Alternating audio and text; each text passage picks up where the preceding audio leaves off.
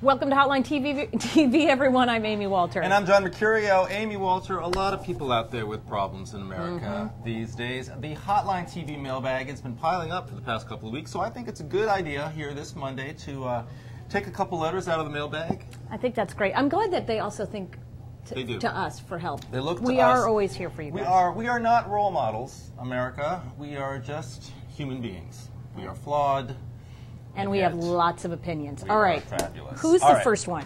First letter today from Pining in Pennsylvania. They're writing to Hotline TV. I've always had a hard time fitting in with my party, but lately things have gotten really bad.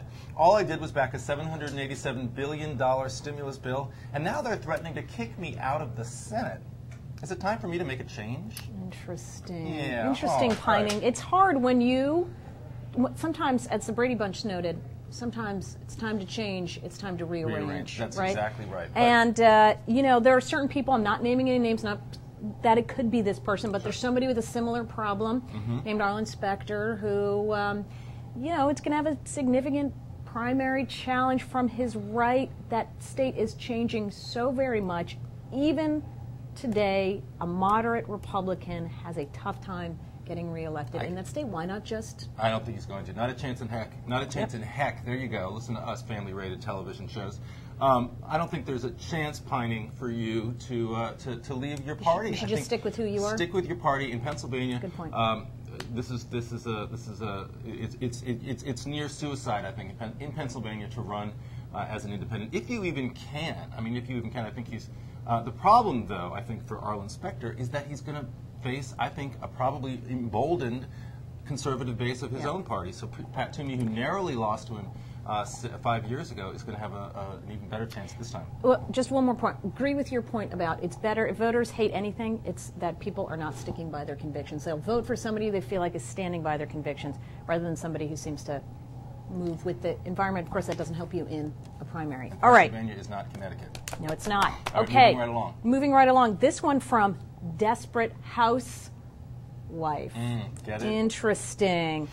Good times. She writes, you know, we used to be really good together, but lately my neighbor has done nothing but undermine me. Ooh. How do I convince him we're on the same team? We're on the same side. It's hard. Interesting. It is very difficult. It is very difficult when you're in the house and you have somebody, you know, sort of your sort of counterpart nearby, right nearby, maybe in the Senate or down maybe the street down or the something street like a little that. bit. Yeah. It is difficult, especially when both of you have been sort of, you know, put in the back seat by a big flashy neighbor who moves in with a big BMW 7 Series and it's getting all the attention, all the big parties happening just down the street, just 16 blocks away. So you're right. I think I think, look, you have to recognize, and this is hard to do, but your neighbor's success is your success. That's exactly and I right. know that's hard when you want to believe that you were the one, you built this neighborhood, and then the new people came in, you already gentrified it, and then the new people come in. But guess what?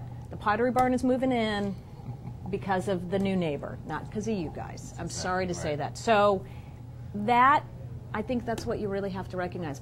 Swallow your pride a little bit. That was a lesson from the heart, people. That came straight from Amy Walter's heart. I want you all to know that. All right. Third one. This from Throwing Chin Music. I think this is a letter from Kentucky. I'm a Hall of Fame pitcher, damn it. Doesn't that count for anything anymore? No. It's hard. Ooh, harsh language. Reminds me of, you know, who? A certain person from Kentucky. I know. From Kentucky. I know. It's tough. It's tough. Look, it's tough these days to be, you know, to be sort of outside the mainstream, to sort of rest on your laurels, to try to, you know, keep going and continue that effort. I think is very difficult. Well, and you know, sometimes, like with sports, sometimes it's just okay to say my time is done. Staying in for another inning sometimes can be dangerous, and you have to decide, right, who are you doing it for? Are you doing it for yourself, throwing chin music, or are you doing it for the team? You know, because the team a good one. Is clearly, at the end of the day, the most important thing. And if you're doing it for the team, you will be rewarded. Then you will be rewarded. Okay, that's a very good one. All right, and finally, from Blue in the Doghouse, we hear, my constituents aren't going to be happy when they find out I've been spending money like crazy with Barack Obama. I'm afraid I might be sleeping on the couch when I get home.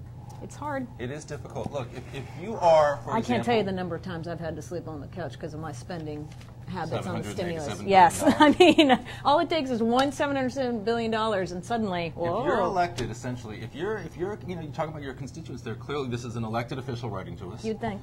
If you are writing to us as an elected official and you have been elected on the issue of fiscal discipline, sure, you're going to have big problems, especially if you're the member of a group that's focused so exclusively on balanced budgets. Yeah. If I were you, I would also find ways, since you've already decided you're going to spend it, I'd find ways to justify it, right? So you can't take that vote back, but if you go home and you say, constituents, hey, look what I brought back into that, might not be such a bad idea, rather than trying to distance yourself or not talk about it. Or consider leaving the group. Consider leaving this doghouse group well, isn't that that you may or may not belong to. Look, they may be a respectable and completely legitimate organization, but if you can't sort of uphold the ideals that they seem to claim to want to advance, then maybe they're not your friends after all. Wow. So if your friends told you to jump off a bridge, would you? If my friends told me to vote for a $787 billion stimulus package,